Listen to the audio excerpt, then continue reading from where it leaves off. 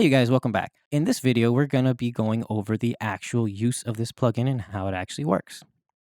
So the first thing I'm going to do is I'm going to bypass everything completely. And what I want to do is I want to just have this on my main submix, and that is it. So we're basically just going to go between the limiter so we don't clip anything, we don't get any overs, and we're going to go over this and see how it works. So I'm just going to play this. This is a rough mix from a producer that I work with. His name is Patrick Holmes, and you can find his SoundCloud below. So let's get started from the compression section now. So here we go.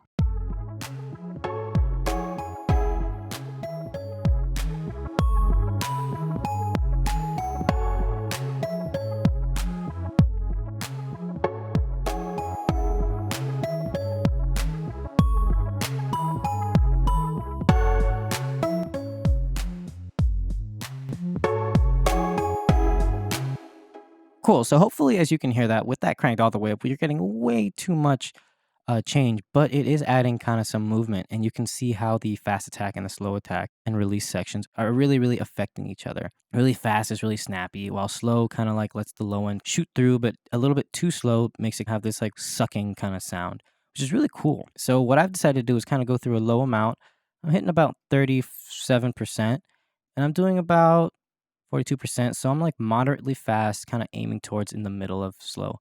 Now let's go to the drive section. This is a really cool section, adds a lot of really nice color and distortion, so here we go.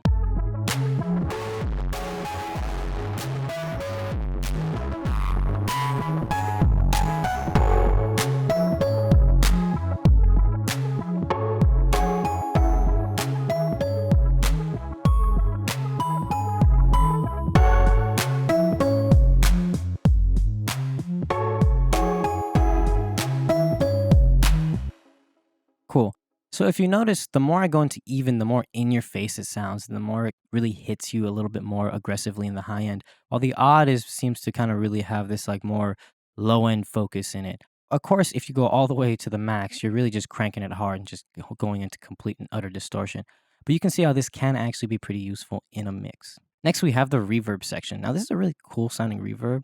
It's not something you would really go to if you want a really pristine sounding thing. This is more if you want a very colored and very lo-fi sounding thing. So I'm going to engage this, and let's take a listen to this now.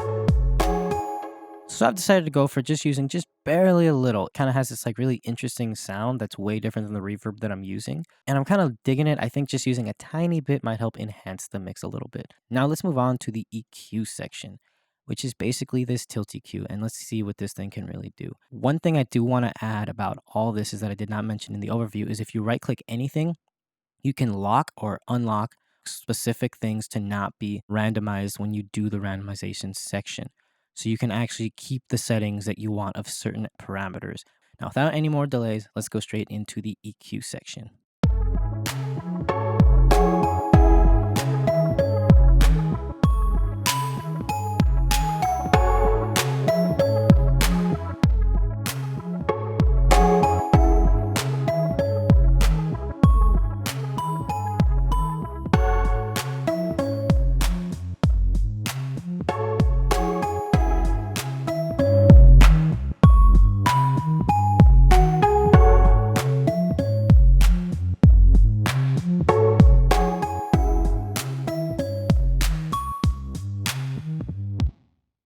So as you can hear from that, this is great if you really need to change the overall tone of something. You can really just get extreme tone shaping in this case.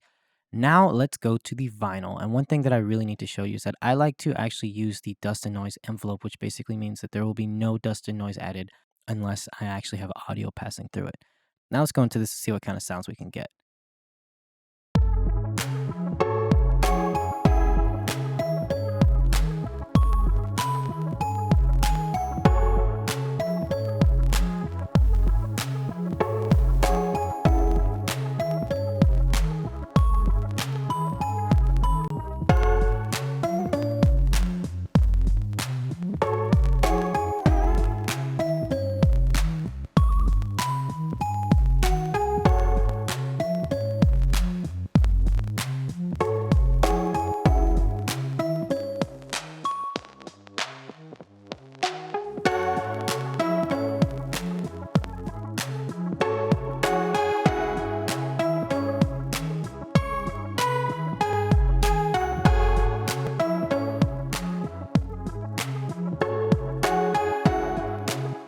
So hopefully, as you can see and hear, is while I was messing with all the parameters, we're actually getting a lot of really cool sounding little effects going on. We're getting some noise and some crackle, a lot of dust, just kind of going into the thing, making it sound old. And as I kind of actually tilt this towards the vintage, I'm getting this lo-fi kind of like telephony kind of sound.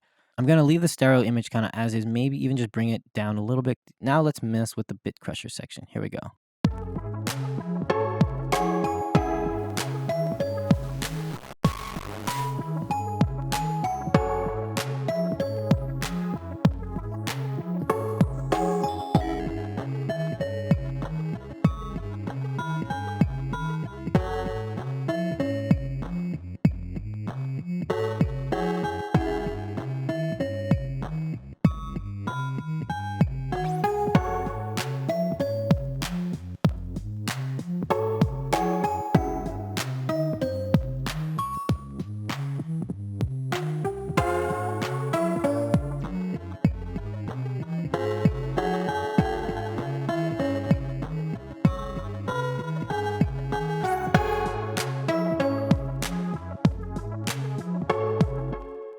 Cool.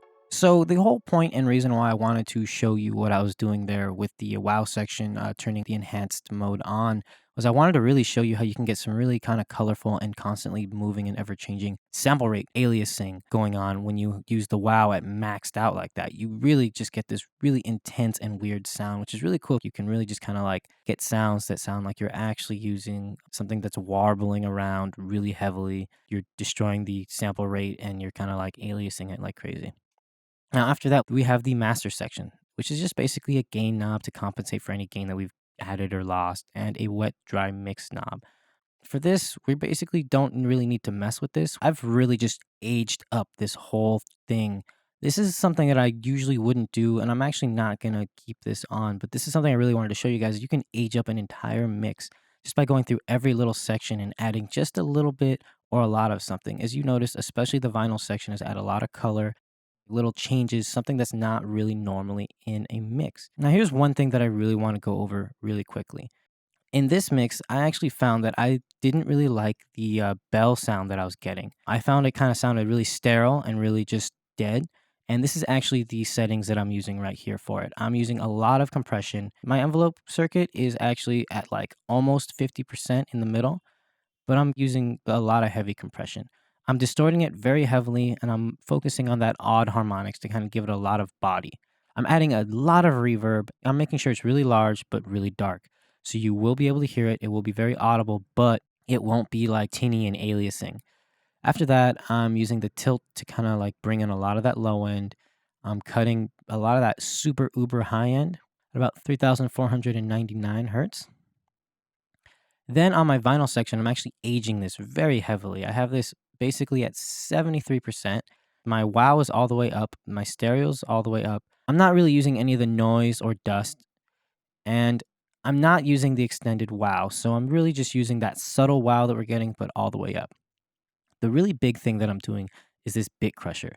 I'm using this aliasing that we're getting from the bit rate right here, causing it to have this ringing that's going on. And while that ringing goes on, we actually get a nice little enhancement to the bell where it makes it sound like there's almost two bells being played. So here we go. I'm going to solo this out. And what I want you guys to do is I want you guys to listen to this and see what's going to go on. I'm going to bypass it and then we're going to bring it in.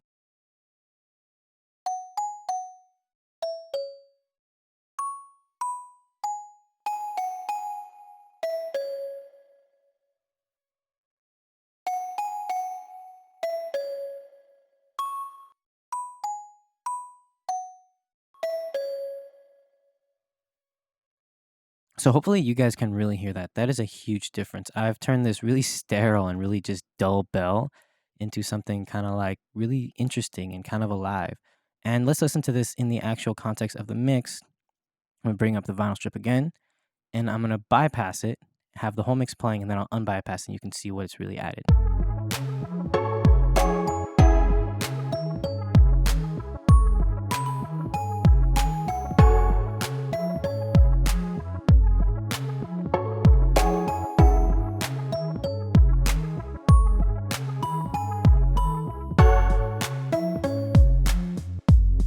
As you can see, it's added a lot of movement and a lot of character to this.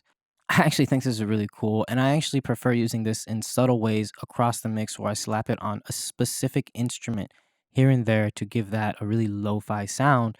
Things like bells, snare drums, claps, anything really percussive. I find that this thing is amazing. It can really kind of add a lot of body.